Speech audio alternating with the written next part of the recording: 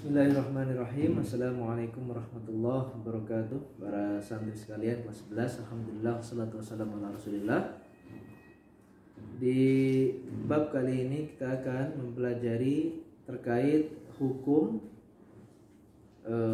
pelaku dosa besar menurut 4 madhab. Ya.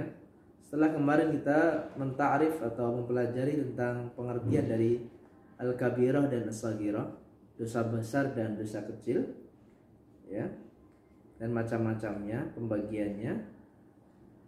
Maka pada pertemuan ini kita akan mempelajari tentang bagaimana sikap 4 madhab ini terkait pelaku dosa besar. Apakah mereka kafir atau mereka iman atau mereka fasik dan sebagainya. Bismillahirrahmanirrahim. Silahkan dibuka halaman 25. Judulnya wa madhabu ahli sunnati fi murtakibil kabirati huwa, dan madhab ahli sunnah dalam mensikapi pelaku dosa besar adalah, ya, di sini ada 4 madhab, ya, madhab ahli sunnah, madhab murji'ah, madhab mu'tazilah, dan madhab khawarij. Kita mulai dari yang paling bawah, ya, halaman 25, ya, madhab khawarij. Bagaimana madhab khawarij mensikapi pelaku dosa besar? Contoh berzina, contohnya, ya, ada seorang muslim yang berzina, maka mereka katakan wahumul qailuna bi anna murtakibal kabirah kafir mukhalladun finnar, bahwasanya seluruh pelaku dosa besar itu hukumnya di dunia kafir dan hukumnya di akhirat kekal di neraka. Ya, kalau ada orang Islam berzina berarti kafir, dan kafir otomatis kekal di neraka. Ini madhab dari khawarij. Berbeda dengan madhab dari murji'ah. Murji'ah itu lawan dari khawarij dalam mensikapi pelaku dosa besar. Jadi wahumul qailuna, mereka mengatakan, murji'ah ini, ya, bi annahu la yadurru ma'al imani ma'siyatun kama la yanfa'u ma'al kufri ta'atun. Mereka katakan bahwasanya tidak berbahaya kemaksiatan bersama iman sebagaimana tidak bermanfaat ketaatan bersama kekufuran. Maksudnya apa? Orang iman kalau berbuat maksiat itu enggak berbahaya sebagaimana orang kafir berbuat taat itu enggak bermanfaat. Contoh orang iman, contoh orang kafir sholat, gitu ya. Apakah ada manfaatnya bagi dia? Contoh orang kafir puasa, apakah ada pahalanya? Tentu tidak. Maka orang murji'ah juga katakan sebagaimana orang kafir berbuat taat gak ada pahalanya, maka orang iman berbuat dosa gak ada, berbuat maksiat gak ada dosanya. Maka mereka dalam hal pelaku dosa besar, selama pelakunya adalah orang iman, maka statusnya tetap mukmin, nggak berpengaruh pada imannya. Berarti di akhiratnya mendapat surga. Dan ini berbeda dengan khawarij. Khawarij katakan pelaku dosa besar kafir, murji'ah katakan mukmin. Khawarij katakan pelaku dosa besar kekal di neraka, murji'ah katakan pelaku dosa besar di surga. Ya, ini 2 madhab yang bertentangan. Sekarang ke madhab yang ketiga, nomor 2, itu al-mu'tazilah. Al-mu'tazilah pertengahan di antara murji'ah dan khawarij. Wa humul ladzina yaquluna bi anna murtakibal kabira la mu'min wa la kafir. Lah, orang Mu'tazilah mengatakan pelaku dosa besar itu enggak kafir juga enggak mukmin. Dia dikatakan kafir enggak, ya. Dikatakan mukmin juga enggak. Dikatakan kafir dia masih beriman, ya, masih sholat contohnya. Dikatakan mukmin tapi dia punya dosa besar. Gimana ini? Menurut Mu'tazilah, bal huwa fi manzilah bainal manzilataini. Tetapi menurut Mu'tazilah, pelaku dosa besar ini fi manzilah, di suatu tempat, baina manzilataini, di antara 2 tempat. Ini ada tempat iman, ada tempat kafir. Lah, pelaku dosa besar gak iman gak kafir, dia di tengah-tengah. Ini pendapat Mu'tazilah. Kita baca lagi. Wa idza kharaja minad dunya min ghairi taubatin fahuwa minal mukhalladina finnar.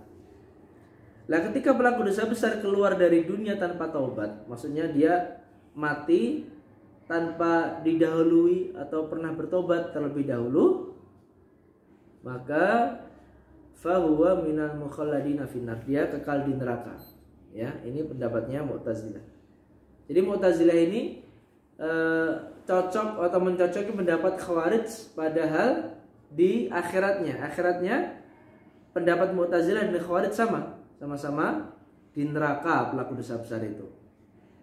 Ya, 3 mazhab sudah, sekarang kita yang paling atas.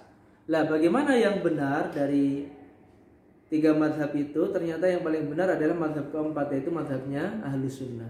Kita baca di sini. Bagaimana Ahlus Sunnah mensikapi pelaku dosa besar? Yang paling atas ya, anna murtakibal kabirati la yakfur biha. Jadi pelaku dosa besar itu enggak kafir dengan dosa besarnya. Syaratnya apa? Idza kana min ahli tauhid wal ikhlas. Kalau dia masih bertauhid, masih menyembah Allah dengan ikhlas ya, tidak syirik, betapapun besar dosanya, maka statusnya enggak bisa dikafirkan. Ya.